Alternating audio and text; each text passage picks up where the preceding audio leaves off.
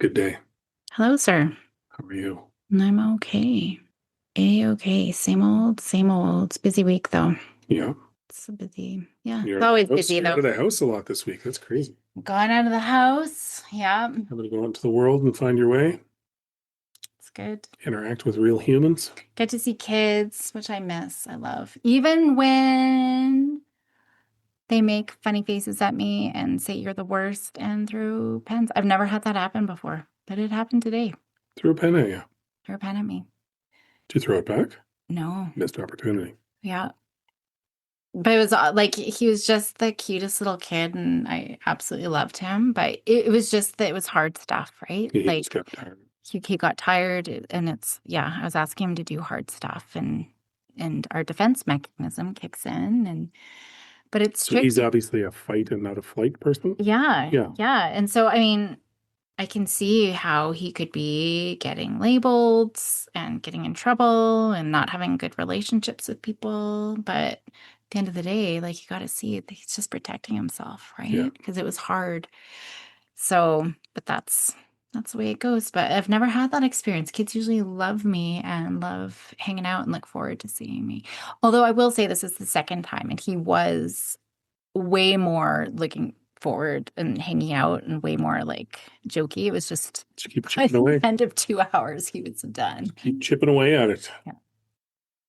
Smart whippersnapper though, because on the upside down part of the book it said optional, and he's like, "This is optional. Why are you making me do this?" And I'm like, "Well, it's optional for the whole thing, but for you, like I need to do it because I'm actually really curious about Yeah, it's not optional how for everybody, how but to support you." And he did not like that. That's when he made a face at me and threw the pen at me. Yeah. So yeah. Anyway, cool. that's that. How about you? How are things going? Awesome. It's the best start to a short week ever. Can't wait to see what tomorrow brings. Been really emotional. I've been. I've been. Oh, Yeah. My seasonality. maybe, I don't know. Well, just my daughter went through stuff and she's sad. So I've been crying. We went and watched a movie. She's like, "Are you crying? You can't be with me if you're gonna cry." I'm like, okay. And then I went and watched my other daughter. She's coaching. She's a coach on wee little ones ringette team, like 4 and 5-year-olds. And I went to go watch because I think that's cool. And they're just like step, step, step, step, step, step. Like one little girl, just to get halfway across the ice, it took like 5 minutes, literally like 5 minutes. Giving her. Just happy as a clam. And, I bet she came off the ice talking about how fast she was skating. oh, totally. Yeah. But I started crying within the first 2 minutes. Although I guess if people actually have listened to this, they've heard me cry lots of times. So it's probably no surprise to anybody. 100%. But That's why we do the celebrity deaths component. yeah. Keep you informed and let people get their Caroline crying fix. Yeah. It's been a lot of crying this week. Yeah. But Not in this episode, though. not in this episode. You were a rock solid person this one. Yeah.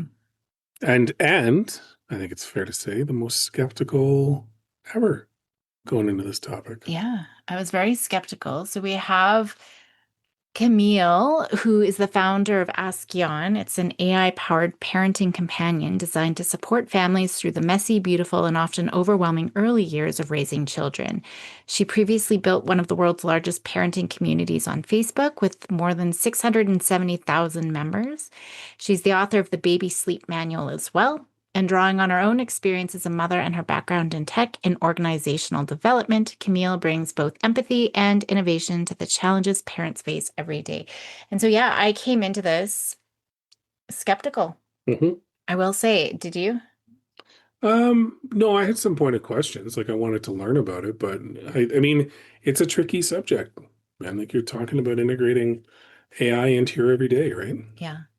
But no, Camille was great. And it actually, I'm quite excited about Ask Yawn. Yeah. So we will see. I think, if you've got little wee ones and you're wondering about sleep, I think that this is a great tool in your toolbox. We do have some cautions, things to think about, not becoming addicted to it and cutting off all other connections. But otherwise, I think it's, valuable. And even if you've got older kids, you might want to listen because it's expanding and might be relevant for all parents Yeah. as well. Anything else that? No, you nailed it. Okay. Nailed it. Enjoy.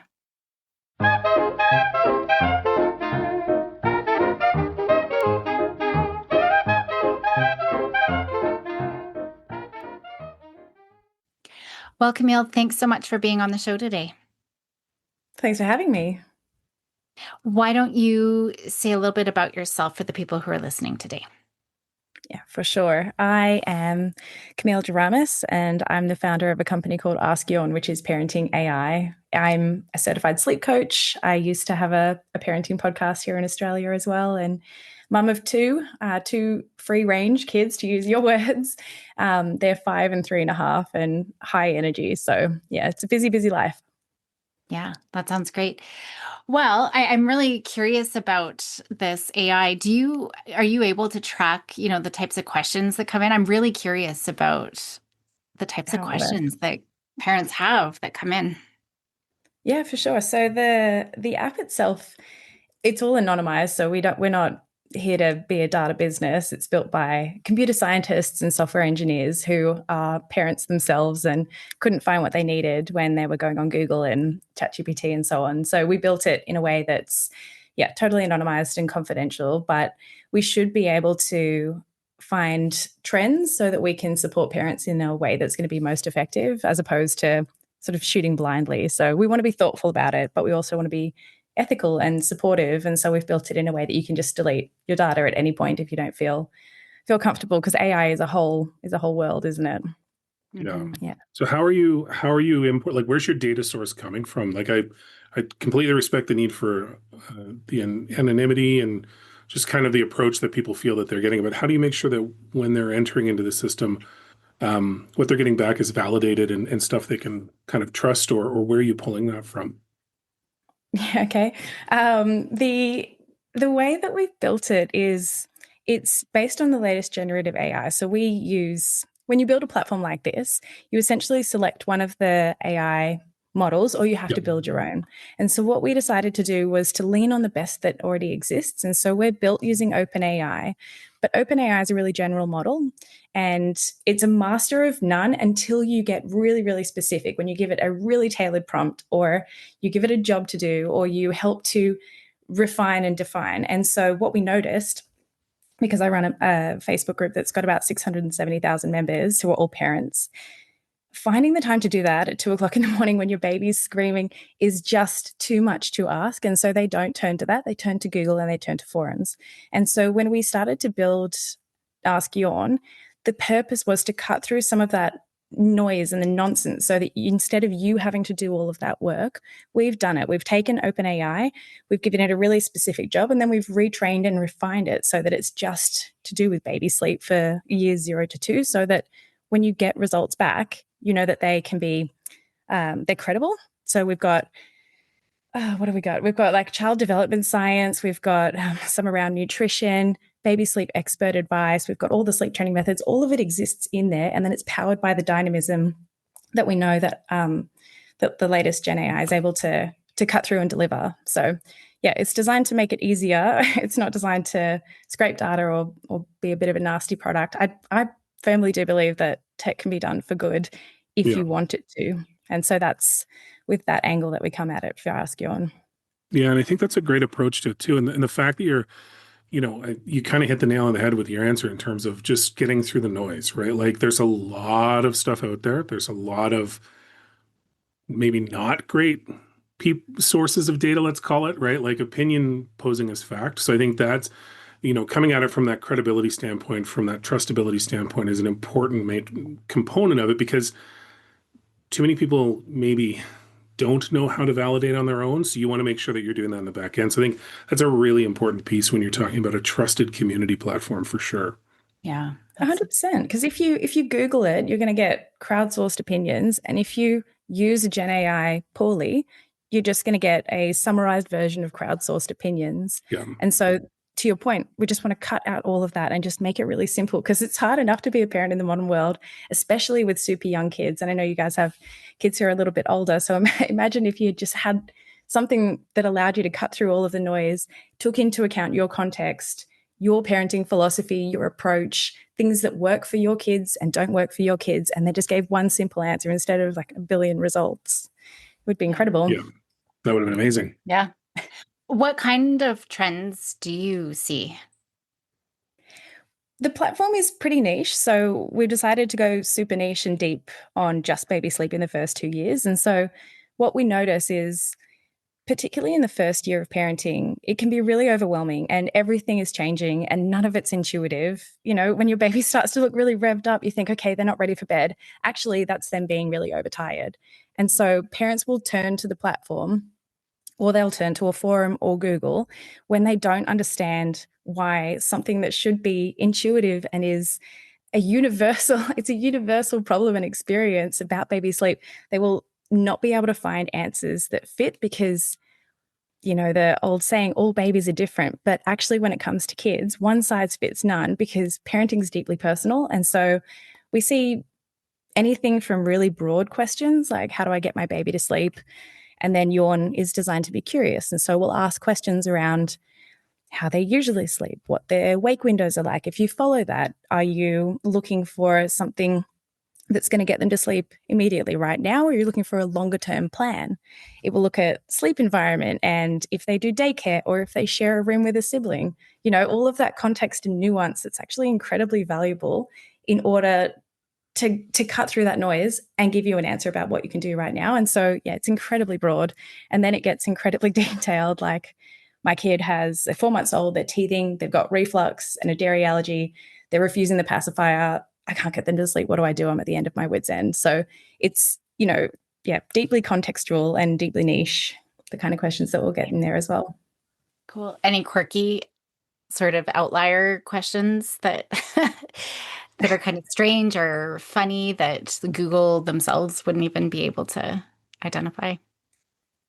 A totally fair question. I mean, what actually is really Googleable when you get to the crux of it? What is Googleable?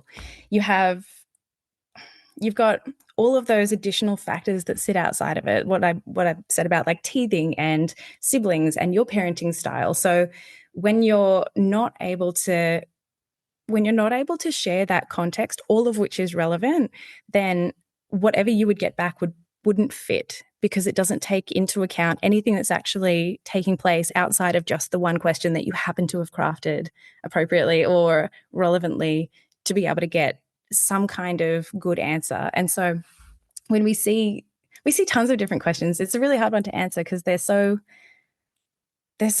personalized. Everyone believes that their context is incredibly relevant, and it is. And so the questions can get really, really deep and detailed with this and that. And occasionally they'll do this, and sometimes they'll do that. And there's no way that you can pop that in Google. I have definitely tried.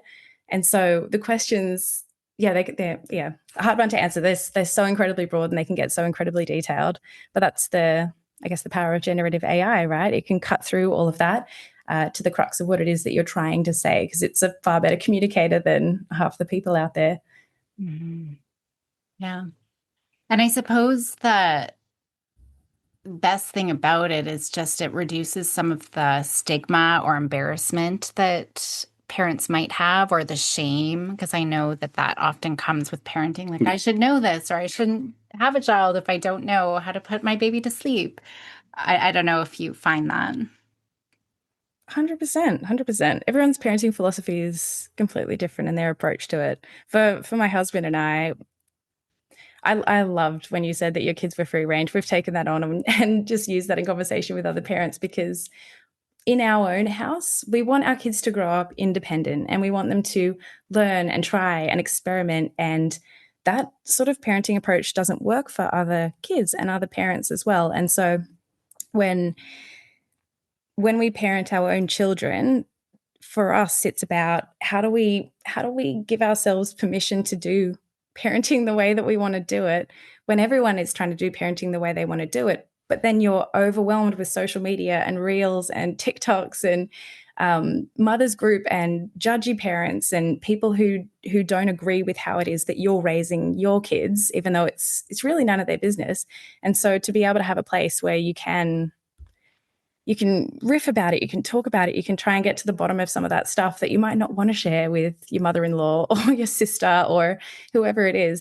Some of it's deeply personal, and it's quite private sometimes how you want to tackle it in that moment with a bigger picture in mind, or just trying to save your sanity and come up with a hack or a thing to say in that moment. It can be really challenging. And you're right, there's judgment absolutely everywhere in parenting. It sucks. Well, and just going back to the noise point, I mean, I was looking at research and something like, I can't remember the exact numbers, but even just information on anxiety, 87% of what is on the internet is inaccurate. And the numbers go up from there if you're looking at specific, I deal in my clinical work a lot with anxiety, ADHD, autism kind of things. And it goes up into 90% of the information. So I think that that's really valuable. And I imagine it just gives parents sort of the confidence as well, right? Just I have this tool in my computer, in my pocket that I can pull from. Yeah. Yeah, no, I completely agree. I think I tried to Google at one point how to put my baby to sleep, and depending on your region, I discovered that there's 300 million to over 1 billion results for that one question. Oh, Wow. Enormous. How are you supposed to sift through that? And how are you supposed to make it relevant for your kid and your family and their age and what's going on with them? Because Google's it's so one way, it's so static. It doesn't ask you any questions. Like imagine a marriage where your partner didn't ask you any questions and you just asked a question and they just like gave you a solution straight off. It's like, well, now hold on, I'm trying to work it through, right? That's such a male-female dynamic as well in a relationship sometimes, is just ask me questions and help me talk through the other side. That's all I'm trying to get from this. And so, yeah, I come up against Google. Ever since Gen AI came along, I can't use it because Gen AI is so much more of a super Google, because it can ask you questions if you get it to, and because it can just cut through all of that nonsense, and because you can make it research and science backed if you want to, but you have to remember to do that. And not everyone does, and you certainly don't when you're feeling super stressed and overtired. Yeah. You're just looking for that response immediately, that fix, right? Yeah. With the way you've built it, does it allow parents to revisit previous answers and build upon, like add more details, like, hey, that didn't work, but this is what's happening now, so that it'll potentially modify and give a even more detailed answer? Or how do you manage that if someone's coming back a few times? No, it's a great question. We want it to behave kind of like a second brain, because parenting in the modern world is so hard. Most parents will work. Both of them will often work as well. Then you come home and then you've got to remember all of the things that daycare have got costume week coming up for Halloween. And you've also got to do this bake sale over here, and work's got a lot of pressure on that side. And heaven forbid you have friends or a social life or a relationship with your partner and trying to balance all of that stuff. Then you've also got each of your kids, and each of them is wildly different. For anyone who's had a second child, that's a whole situation there, that second child, and they're so different. And so how do you remember that, and how do you remember each of them? And so when we were looking at the logic for how to build Ask Yawn, we wanted it to behave and feel like a second brain, somewhere where you can just go to, brain dump, have a discussion, riff it out, have that back and forth, ask it questions, have it ask you questions, get to the bottom of something, give it a try with like a step-by-step plan if you want, then come back, have the conversation. That didn't work. I think we need to tweak here. It could have been this. And then again, that dynamism that exists naturally within generative AI remembers that and then takes that into consideration as you go forward. So memory is a huge part of what we've been. Memory is a huge part of what we've been building into it, because that's so critical. Particularly, I mean, my memory is like a goldfish. I remember absolutely nothing. And so if I didn't have something that was holding that space for me, I honestly don't know how I'd do parenting. Yeah, so it's huge, big part of it. And will the plans, because I know sometimes just we have this infobesity. It's just so much information. It's so overwhelming, and it might be good tips, but parents have no idea how to implement it. So I'm just wondering about, does it break it down sort of step by step and just make it really feasible for parents to understand and implement? Yeah, absolutely. It would be incredibly useless as a tool if it gave you the science in the scientific language that I mean, you didn't come to it for. You could do that on Google. You could read that research paper. Instead, talk to me, talk to me like I'm a tired parent who needs to digest it in 3 bullet points or less. And when I want the detail, I'll ask for it. Don't just tell me to put my kid down drowsy but awake. What does that mean? I don't know what that means. I don't know how to do that. You can say that back to Yawn and it will give you the step-by-step instructions and be like, all right, first off, you've got to do this piece. Then you'll be able to do this. This is what you need to look out for. And after that, that's when you can step away. And then maybe the next day you'll do slightly less time with them while they're still awake. And then you'll step away a bit earlier and it can give it to you in time increments, step-by-step instructions. And then I mean, every parent's going to be a little bit different and some don't like that level of detail either. They just want like the essence of it. And so it can give you that as well. You just have to ask for it in the way that you want. And it's designed to ask you how you want it as well, so that you don't have to think about all of that. Yeah. That's pretty awesome. That is cool. So with obviously you're being very specific in what you're trying to address, right? The 0 to 2 years. And that I think that makes the most sense in terms of what you're trying to support. And this is a broader question. So where else do you think that you could see AI having a positive impact? Like based on what you've learned by going through this process, I find myself when you go through it, there's always this, oh yeah, but then you have to kind of rein that idea in a little bit. Where else do you think that, people could benefit in the ethical way you're trying to do it, right? How can AI support parents even beyond this potentially? Just in your opinion. Again, total blue sky question, I know. No, it's a really good question. And it's one we've been sitting with. So when we originally looked at the concept, the question was, do we do all parenting questions and topics for kids within a certain age range? Or do we go niche and do we specialize and earn the right to expand into those other areas? Because the opportunity, to your point, is enormous. Imagine having an Ask Yawn equivalent that you could use for your teenagers with what they're going through in the modern world with their social media, with things that are a little bit dangerous, things that you didn't go through as a teenager or even in your 20s or anything like that you can't fully grasp or relate to. When you have the ability of a Gen AI that can grab all of that context, can narrow it down through the filter that you or we or someone could give it, and spit out an answer or an approach or something that you could try, as opposed to you having to come up with all of that yourself. Because I mean, you're one person or you're one couple, and so it's really hard to get super creative and think outside the box. And so sometimes the ability for something else to come in that you can bounce and brainstorm with, even for just 5 minutes, can really unlock fabulous solutions and approaches and ideas that align with you and your philosophy and might actually work for your kids. And maybe they won't, right? It's all trial and error. It's just a massive, parenting's just deductive reasoning. Could it be this or could it be that? I'm going to test it out. I'm going to figure it out. And then maybe one of these will stick. And so I actually see the application of it all throughout parenting. I think if you were a product, I think you'd have to specialize in a particular age range though, because 0 to 2 is one thing, 3 to 5 is preschools. That's big feelings in little people, and that's a whole different experience. And then you move into the preteens and teenagers, and they're all very, very different. And you would want it to be built on that context and that experience. And so I think it's possible. I think it's huge, and I think the opportunity is exciting.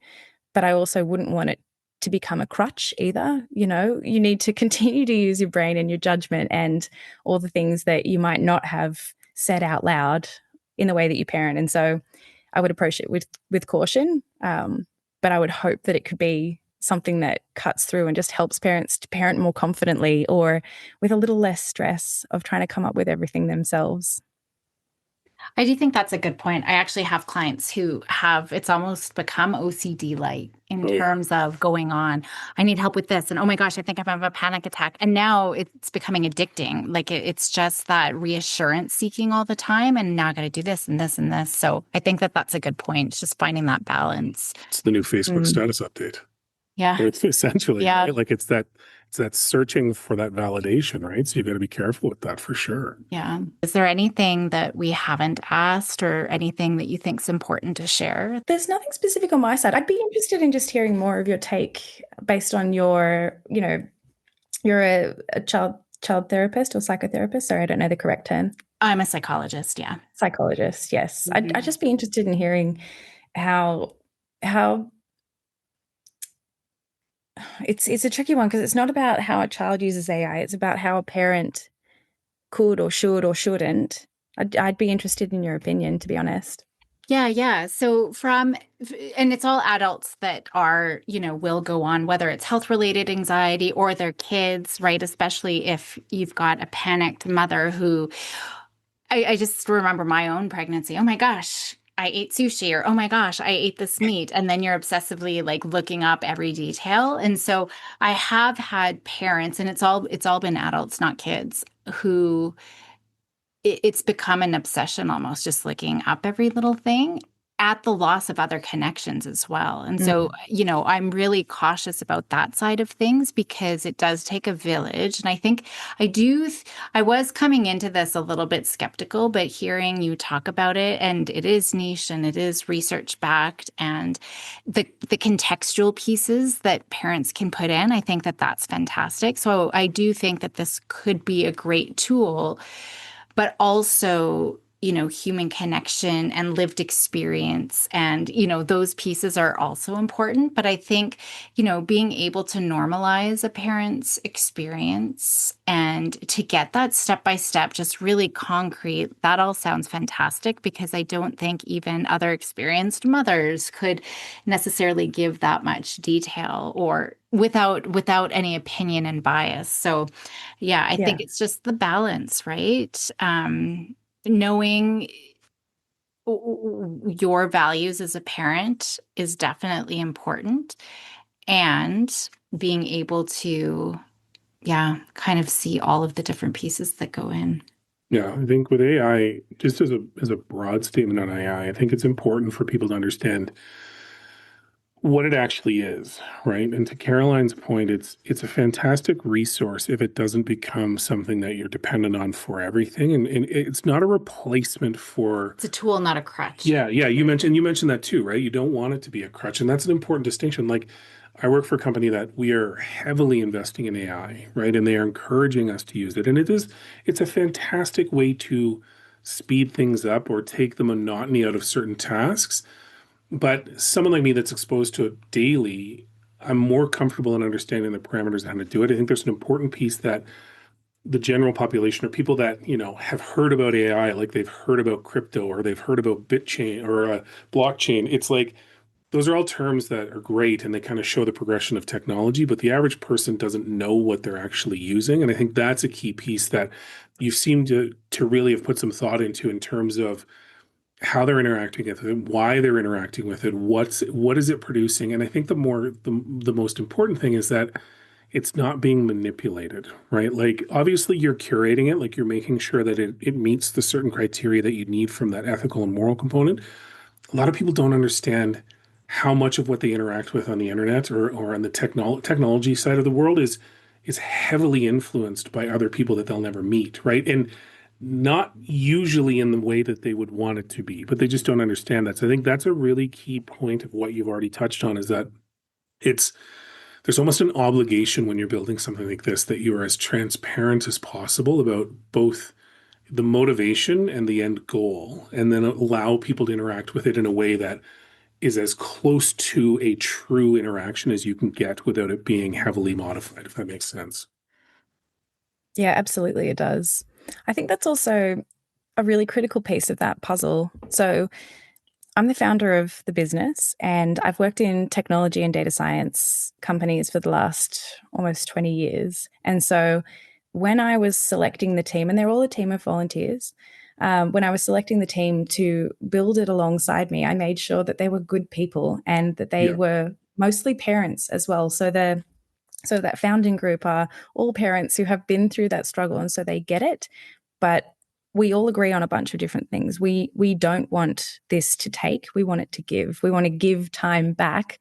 So instead of sifting through 45 tabs at 3 o'clock in the morning to get some kind of answer, you can have a 2-minute back and forth with Yawn, and then go back to sleep or get back to your life and not spend it on your phone. Because I I hate seeing, it sounds so silly, but I hate seeing other parents just sitting there on their phone. And I give the benefit of the doubt thinking they're probably trying to solve something. They're not just sitting there on Insta or TikTok. But like their kid is sitting there sometimes at the playground, like, mom or dad, like, look at me and pay attention to me. And you can see them checking to see if the parent's looking. And I think any chance that I have to be able to influence how parenting looks and feels in the modern world where we're doing an ancient job among modern technology, if we can give that benefit of the doubt and assume that parent is trying to do something that's good, or like get to an answer or something, and just cut through that noise and help them to do that faster, I would be incredibly proud. And I know that the team would be incredibly proud, because this is a bunch of really good people doing something that's designed to be good, and it's not designed to be bad technology.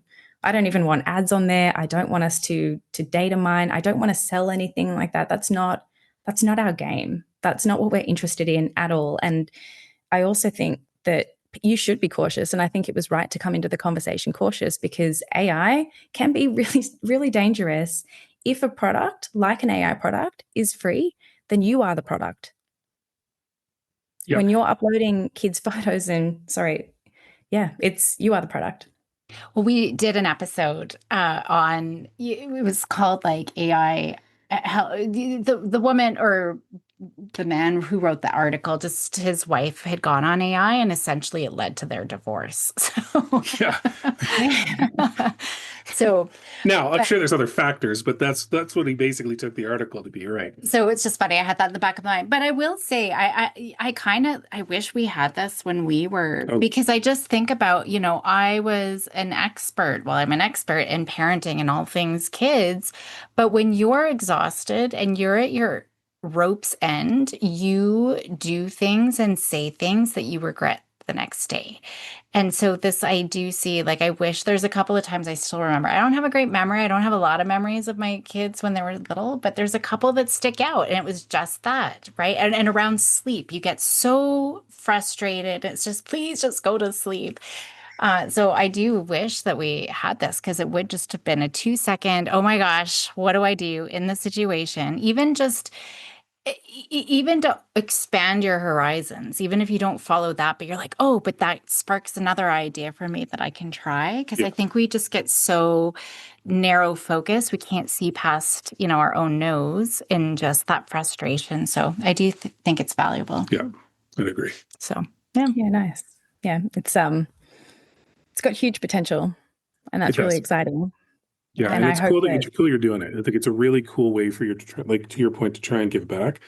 I think there's definitely an expandable component. Like, I've already had 20 ideas. Yeah. Well, I'm just thinking back to your comment about when we had little ones, and having to call the health line to ask if the fact that our child got into the muscle rub, this menthol muscle rub, was going to kill her. A535, yeah. Right, but the nurse laughed, but that would have been an easy fix of, no, she'll be fine. She'll smell weird for a few days, but she'll be fine, right? Yeah. So, but I think from the sleep perspective, it's huge. We're building at the moment the next evolution of it, because we've nailed the sleep part. I'm a sleep consultant. We have a baby sleep group and a podcast. So the sleep part is sorted. At the moment, we're working on expanding that out to 3 to 5 year olds and being able to ask any parenting question at all. And so to your point, some of those things, even around the doctor thing, it's not a medical tool. It's not designed to be, even though sleep and allergies and that kind of stuff can, it's all HIPAA and GDPR compliant and so on already.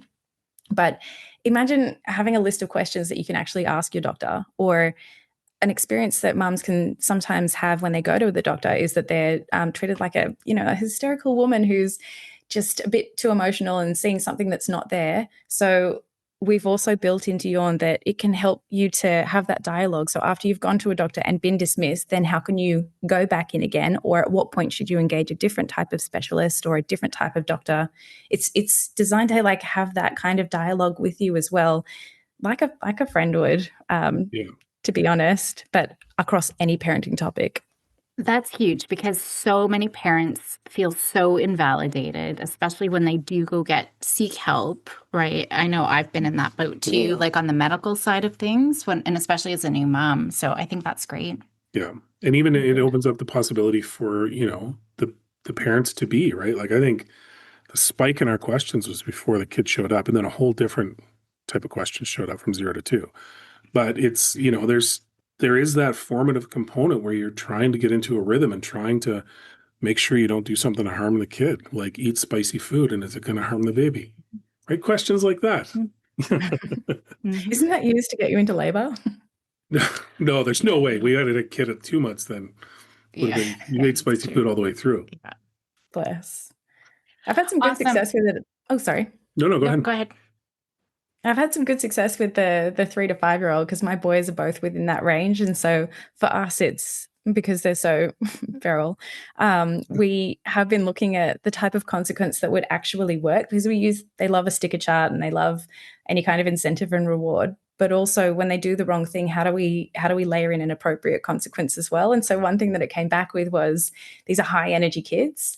It's a high energy consequence. And so when they do the wrong thing or they go off and say a swear word and then they dob each other in or whatever, burpees. I thought that was such a brilliant idea for how to teach a level of discipline while also burning some energy and just really understanding what might actually work for my kids. And so now they've negotiated squats half the time. If it's like a minor indiscretion, they do squats for the burpees. But yeah, that was huge. That's my favorite thing that's come out of it so far. That's funny. That's awesome. Awesome. Well, thank you so much for being on the show. I think that a lot of people will love to check it out. Where can they find the Ask the product? Ask Yawn. Yeah. AskYawn.com. Yeah. AskYawn.com. Easy. Perfect. And is there a way I'll have all your information in the show notes, but is there a way that people can reach out to you or your team if they have any questions? 100%. Yeah. The main email address for us is just hello@askyawn.com. Send anything you like, any kind of question, any kind of thought or request, we'll answer. Okay. Sounds Amazing. good. Thank you. Thanks so much. Bye.